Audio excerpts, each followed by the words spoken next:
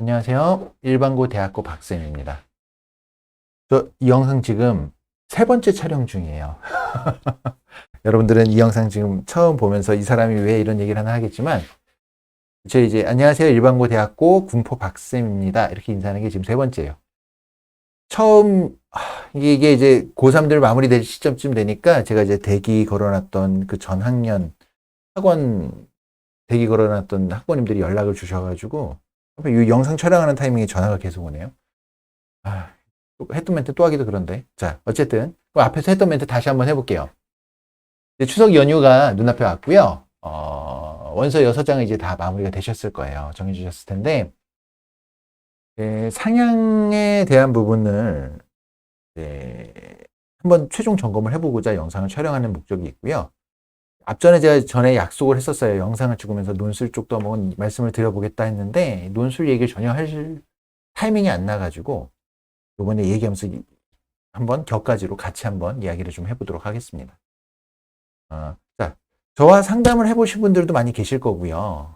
이거는 제 영상 앞에서 이야기하면서 언급을 했던 이야기이기도 한데, 제가 항상 상향에는 근거가 있어야 한다, 이런 얘기를 했을 거예요. 그러니까, 그냥 무지성으로 우주 상향을 하게 되면요, 정말 원서는 우주로 날아갑니다. 돌아오지 않아요. 왜 우리가 이제 외계 누구 우주인과 소통하겠다고 막 전파를 보내듯이 돌아오지 않는 전파가 됩니다.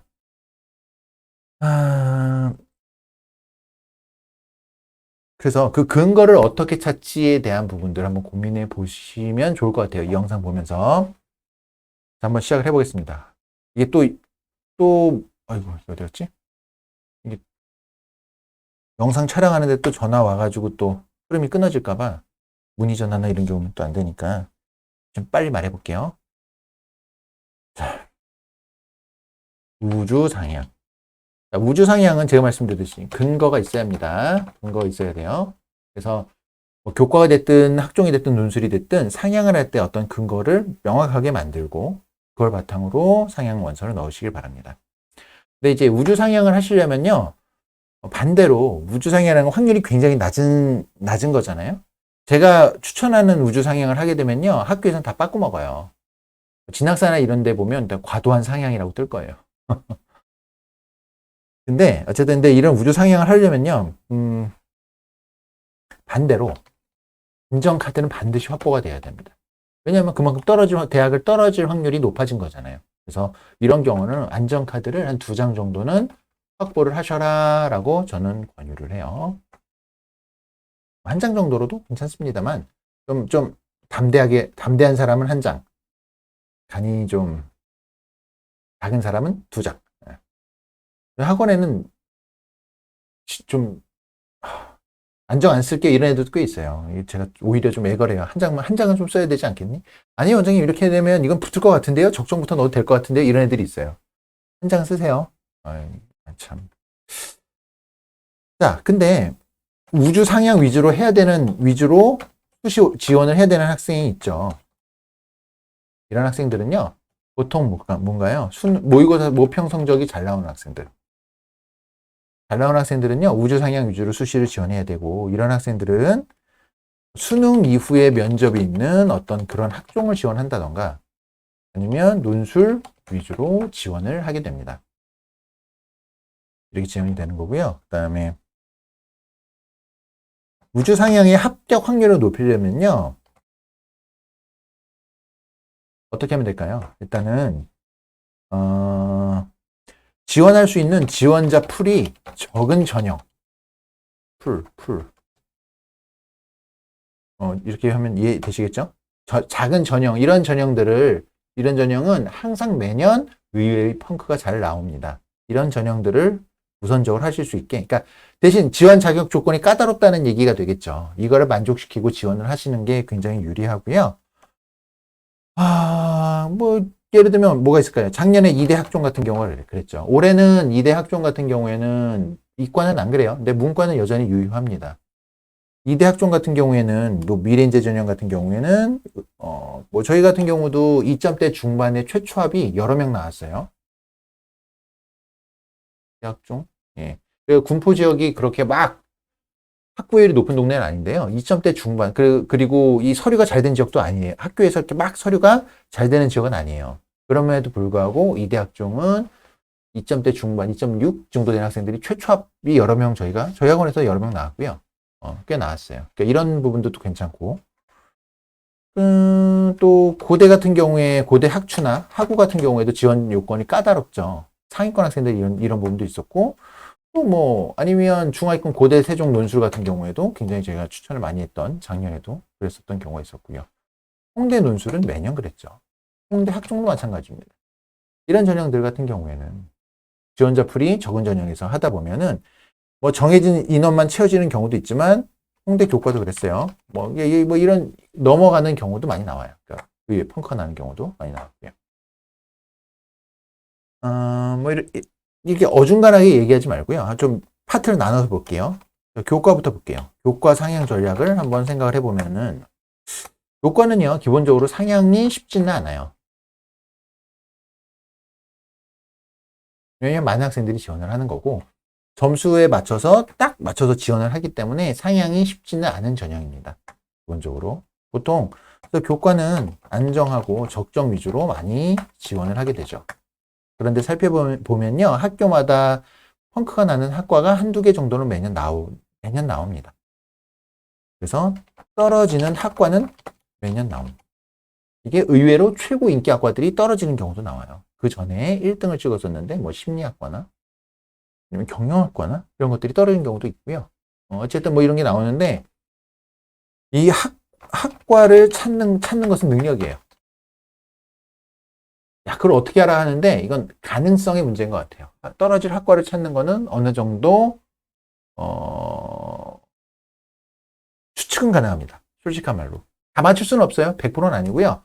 떨어질 것 같은데 하고 안 떨어지는 경우도 굉장히 많습니다. 그런데 일부 학과 같은 경우에는 어느 정도는 떨어지겠구나라는 거를 확률적으로는 좀 좁힐 수는 있을 것 같아요.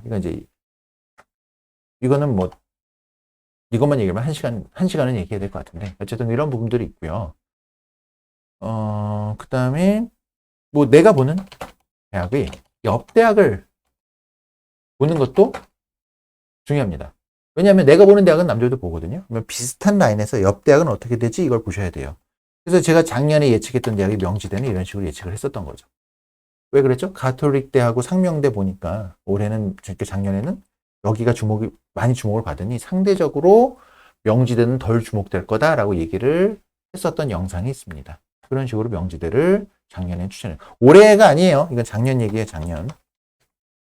올해는 얘기하기 곤란하죠. 또 이렇게 얘기하면 막 문의하시는 이메일로 막 문의하시거든요. 올해 떨어질 대학 찍어주세요. 그러는데 그 대답 못 드려요. 이게 작년에는 제가 막 얘기해도 아무도 절 신경 안 썼는데 이제는 잘난 척이 아니라 그래도 좀 그렇더라고요. 보시는 분이 좀 있어서. 그리고 전형의 변화 이런 것들 좀 체크하셔야죠. 전형의 변화.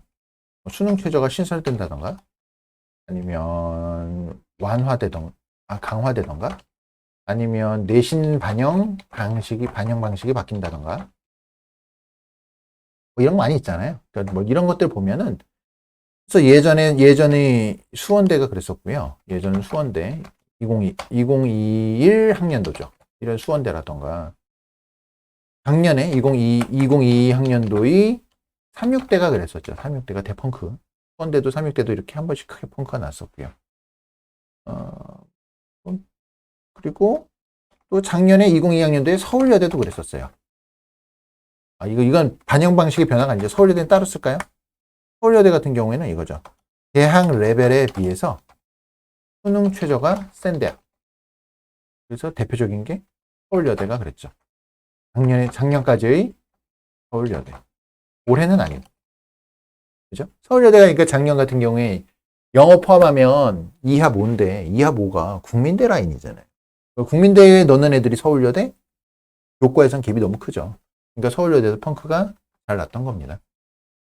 이런 대학들. 뭐 이런 대학들 가지고 교과는 상향 전략을 한번 우주 상향할 때 이런 거에 해당이 되는지 아니면 떨어질 학과에 해당되는지 뭐 이런 것들을 좀 보시면 괜찮을 것 같고요. 학종 상향 전략은 아주 간단합니다. 학종은요, 기본적으로 가장 많은 상향이 이루어지는 전형이에요. 학종은 기본적으로 다들 학종을 근데 그만큼 무지성 상향이 많습니다. 이 이유가 뭐냐면요, 본인의 생기부를 객관적으로 볼 수 있는 눈이 없어서 그래요. 이건 비교과에 대한 환상이 있잖아요. 비교과에 대한. 그래서 저는 서류가 좋은데요. 저한테 이렇게 말하시는 분들이 너무 많아요. 막 디테일하게 막 설명을 하거든요. 댓글로. 저한테 보면. 몰라요, 그걸로. 생기부를 봐야 돼요. 어떻게 댓글 내신만으로 딱 나옵니까? 그러다 보니까 그냥 일단 넣어보는 거예요. 무지성 상향이 제일 많아요. 학종이. 근데 보통 이렇게 하세요. 학종으로는 좋은 학과 피하세요. 상향이라면. 좋은 대학을 지원하는 거잖아요. 내가 부족한 점수로 좋은 대학을 지원을 하는 건데, 메이저 대학에 메이저 학과를 지원한다? 거의 100% 필패입니다. 필패고요. 그러니까 대학을 상향한다면 학과를 낮추세요. 근데 이 낮추는 근거는 뭐가 돼야 되냐면요. 전공 적합이 아니라 계열 적합으로 생각하면 됩니다. 그러니까 뭐 예를 들어 볼까요? 뭐 컴공을 지원하려고 그랬어요. 컴공이 대세죠. 올해는 컴공을 지원하려고 그랬어요. 그럼 넣지 말고요. 산업공학. 뭐 이런 식으로 낮추는 거예요. 예를 들어 뭐 경찰 행정을 가려고 했다? 이런 거 뭐 법학과로 낮춘다던가. 이런 거는 간접적으로 다 계열적합이라는 측면에서 보면요. 컴공에 필요한 요소들을 자기가 준비 잘했다. 그러면 산업공학은 자연스럽게 매칭이 되고요. 경찰 행정에 관련된 거 잘했다. 그러면 법학과나 또는 행정학과. 이런 것들은 자연스럽게 준비가 돼 있는 거예요. 그러니까 지원하셔도 돼요. 저는 특출나게 법학과 스토리가 없는데요. 넣으셔도 됩니다. 정말이에요. 너무 막 사교육에서 얘기하는 막 전공적합이 딱딱딱 맞아야 되고요. 뭐 이런 거에 너무 혹하지 마시고요. 충분히 넣어도 됩니다. 준비가 되셨다면. 다만 그 관련된 과목들에 대한 성적대가 좀 잘 나와야 유리하겠죠. 상대적으로. 뭐 컴공을 준비하다가 안 되겠다고 해서 뭐 경영을 넣는다던가 이런 거는 다르죠. 그렇게 준비하시면 안 되고요. 아니 뭐 경영을 준비하는데 국제통상을 준비한다. 이런 거 가능하겠죠. 이런 식으로 학종 상향은 그렇게 하시고요. 그리고 학종에서도요. 수능 최저가 있으면 이거는 강력한 무기가 됩니다. 홍익대, 이대 이런 경우에는 수능 최저를 가지고 부실한 비교과 좀 어느 정도는 채울 수 있겠죠. 그러니까 수능 최저가 있으면요. 뭐가 검증이 되냐면 학업 역량 자체가 생기부에서 채워지지 않는 게 자연스럽게 수능 최저로 채워지는 거예요. 그렇게 생각하셔도 돼요. 그래서 아까 저 초반에 얘기할 때 이대 같은 경우에는 작년에 저희가 많이 넣었잖아요. 많이 합격시켰고요. 그러니까 보통 지금도 이대 학종 추천하는 거 보면 2점 초반대 정도 갖고 얘기하거든요. 근데 2점 중반대 넣어도 돼요. 이대는. 문과 계열 같은 경우에는. 홍익대 같은 경우에는 학종으로 3점대 일반고 3점대 학생들이 홍익대에 넣으셔도 됩니다. 말도 안 되는 비교과가 너무 심각하다. 그럼 그런 거 아니라면. 생각만큼 아이들의 비교과 그렇게까지 우수하진 않아요. 이 정도 얘기할까요? 마지막으로 논술 좀 얘기해 보겠습니다. 그때 논술을 따로 찍기 좀 애매해서. 논술은 이제 상향 많이 하죠. 논술. 내신이 부족하고, 뭐, 수시 쓸 게 없어요. 그러면 학생들은 이제 뭐 수능 성적이 나오는데 수시 쓸 게 없어요. 그러면 논술 준비 보통 많이 겸해서 하는데, 자, 논술 같은 경우에, 그러니까 올해 추세가 좀 어떠냐면요. 올해 추세가, 저는 항상 제가 이제 올해 몸담았던 곳이 저희 학원 쪽의 교육업의 어떤 시작점이 대치동이어가지고 제가 그쪽에 있다가 군포로 온 거거든요. 그러니까 대치동에 있다가 본사 뭐 이런 데 들어가서 프랜차이즈 본사 그쪽에서 경력을 좀 쌓다가 나와서 다시 군포에서 이제 오픈해서 진행을 하고 있는 건데, 그러니까 저는 어쨌든 이 추세나 트렌드를 이제 대치동에 항상 포커싱을 해요. 근데 대치동의 논술학원이요. 예전만큼 성황리에 진행되지 않는 것 같아요. 다소 하락. 그러니까 인기가 좀 하락한 느낌? 약간 막 풀타임 꽉꽉 차고 이랬던 느낌이 아니에요. 그러니까 좀 좋은 소식이 되겠죠? 그리고 논술은 이제 실력으로 그냥 시험 보는 데 있어서의 뭐 그런 게 뭐 있겠어? 팁이라는 게 있겠어? 라고 할 수 있는데, 근데 남들이 싫어하는 걸 쓰면 되거든요. 싫어하는 걸 쓰면은 틈이 생겨요, 논술은. 예를 들면, 인문계열 입장에서 볼까요? 인문계열 학생들이 쓰기 싫어하는 논술이 뭘까요? 상위권 경상계열에 수리 논술이 있거든요. 이런 건 빈틈이 잘 나와요. 의외로 오히려 그 해당 대학의 인문사회 그쪽 논술보다요, 오히려 더 낮은 점수를 합격하게 됩니다. 그런 경우가 많이 나와요. 인문계열. 인문계열 이런 것도 생각해 볼 수 있을 거고요. 그 같은 계열에서, 그러니까 수능 최저로 보통 라인을 잡잖아요. 뭐 수능 최저 잡을 때 우리가 보통 수능 최저 있는 대학을 서성이중 이렇게 잡죠. 서성이중 잡고 그 밑에가 뭐 경희대하고 숙대하고부터 시작해가지고 경숙 라인 쫙 잡죠. 또 이렇게 잡는데 이렇게 되면은요, 그 라인에서 낮은 대학에서 틈이 나와요. 서강대, 성균관대 보통 논술에서는 잘 실질 경쟁률이 잘 안 줄고요. 이대하고 중앙대 이런 데서 오히려 생기는 거예요. 그러면 이 서성이중 넣는 아이들은 이대 중대 무시하지 말고요. 이대 중대. 그러니까 왜 그러냐면 수능 최저 라인을 맞추고 해서 좀만 더 잘 보면 여기 정시로 지원할 점수가 나와요. 그러다 보니까 이 학생들이 이대 중대를 넣긴 좀 아까운 거예요. 그러니까 심리적인 빈틈이 거기서 나와요. 그러니까 상대적으로 이대 중대에서는 조금 빈틈이 생길 수 있는 이런 식으로 넣는 거예요. 그리고 논술의 빈틈은요, 항상 수능 최저에서 발생을 합니다. 그러면 어떤 경우에 이제 학생들이 수능 최저에서 부담감을 갖게 될까요? 일단 수능 최저가 세고 1번 세야 돼요. 그리고 수능 전에 봐야 돼요. 이런 학교 어디 있죠? 홍익대가 있습니다. 매년 홍익대는 이제 원서를 넣게 합니다. 이런 조합, 수능 최저가 세고 수능 전에 보는 학교 홍익대. 그러니까 홍익대에 넣는 아이들은요, 거기 조금만 더 잘하면, 그러니까 보통 3합이잖아요.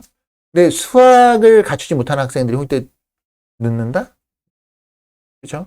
뭐 문과는 그럴 수 있겠지만. 근데 이제 홍익대 수능 최저를 맞출 수 있는 아이들이 거기서 조금만 더 나가면 정시로도 홍익대 지원할 수 있어요. 그러면 그 학생들은 본전 생각이 납니다. 홍익대 아까워서 못 넣어요. 반대로 홍익대 적극적으로 넣는 아이들은 수능 최저를 잘 못 맞추는, 그러니까 정시로 갈 수는 없고 수능 최저도 좀 간당간당하다 싶은 애들이 많이 넣어요. 홍익대는. 그럼 무슨 문제가 나오냐면 막상 수능에선 그 수능 최저를 못 맞춥니다. 그래서 수능 최저를 여유 있게 맞출 학생들은 안 들어오고요. 수능 최저를 아슬아슬하게 맞출 애들이 못 맞춰요. 그럼 어떻게 되겠죠? 공백기가 나오죠, 중간에. 그래서 홍익대는 수능 최저로 인해 이득을 굉장히 많이 보고요.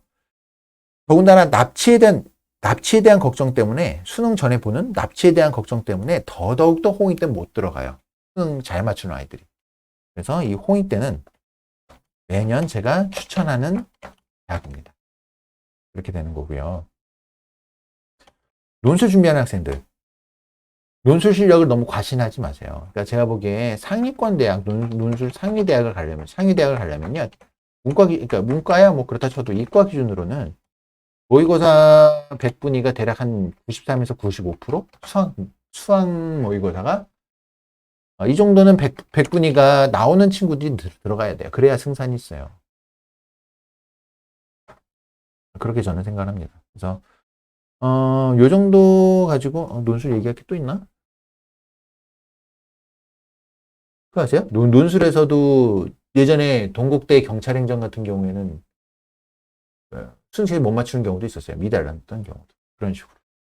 그리고 지난 영상에 제가 이제 중하위권 논술 영상 찍은 거 있으니까 그건 참고하시면 될 것 같고, 그 정도 보면 됩니다. 그리고 올해 이제 약수령 논술 같은 경우에도 좀 팁을 드리면, 가천대가 핫하죠. 약수령, 가천대 논술. 최다 인원을 뽑잖아요, 가천대가. 여기 같은 경우에는요, 여기를 붙는 아이들의 점수대는 제가 예측하기에는 3점대, 내신은 3점대 후반에서 4점대 초중반 아이들에게 유리한 전형이라고 보이고요. 한 3점대 후반인 애들은 11개에서 11개에서 12개 정도면 3점대 후반은 붙을 것 같아요. 보통 요 정도 추세를 보이는 것 같고요. 근데 한 5등급 정도 되는 학생이 약수령 논술로 가천대를 붙으려면요, 11개, 12개는 안 돼요. 13개 이상 맞아야 될 것 같아요. 13개 이상. 등급이 하나 정도 차이가 나는 거를 극복하려면 2문제 정도 맞춰야 되는 것 같아요. 최소 13개는 맞춰야 된다고 생각하고 딱 세게 준비하세요. 가천대 약수령 논술은. 그렇게 방향을 잡으셔야 될 것 같습니다. 그리고 매년 논술, 약수령 말고 일반 논술에서 좀 구멍이 나는 학교는 중대 안성캠 이 정도 보시면 될 것 같고요. 하여튼 뭐 이렇게 생각을 하는 것 같아요. 그래서 이 정도 라인에서 한번 제가 이제 전체적으로 우주 상향에 대한 교과 학종 논술에 대해서 한번 정리를 해봤고요. 이제 명절 다가오는데 준비 잘 하셔가지고 명절 때 쉬지 마시고 공부하세요. 고3들은 저는 쉴 겁니다. 원서 상담 이런 것도 안 할까 생각 중이에요. 너무 힘들어. 하여튼 많이 피폐해진 저 스스로 좀 추스리는 시간이 되려고 가져보려고 합니다. 하여튼 준비 잘 하시고요. 저희는 이제 학원 업계에 있는 분들 같은 경우에 저도 그렇지만 이제 또 저희 이제 중간고사 준비에 대해서 쉬지 않고 가야 돼요. 근데 고3들은 중간고사도 좀 뒤에 있잖아요. 그러니까 열심히 준비해서 마지막까지 좋은 결과 있으시길 바라겠습니다. 이상 마무리 짓겠습니다. 감사합니다. 군포 박쌤이었습니다.